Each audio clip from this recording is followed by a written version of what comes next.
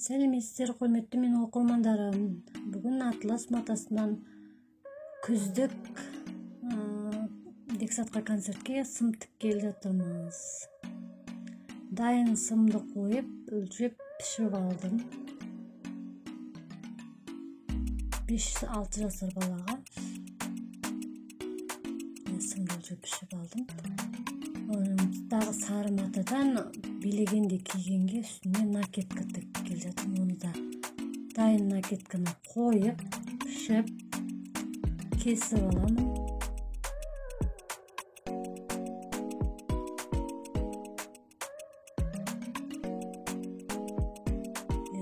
Kesip, mойын жағын кесіп өлшеп.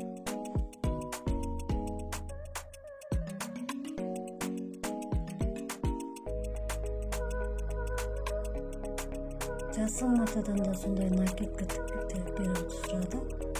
Сонымен сарыдан, жасылдан накетка билеп, үстіне киіп билейді. Мойнына киіп, екі қолын көтеріп тұрады, билейді накетка.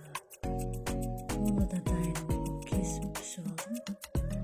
Сымдарды мына аберлокпен сымда тігіп, балақтарын яғып тігіп жатырмын.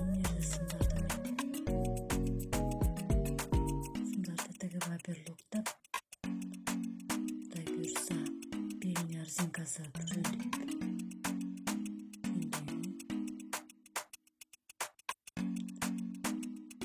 Қазақтың қол өнерін дамыттап, қолдан келгенімізді үйреніп, дамытуға атсалысайық. Тіркеліп, лайк басып, комментарий жаза кетіңіздер, басқа өнерге тарата отырыңыздар. Қолдап кетейік қазақтың қол өнерін.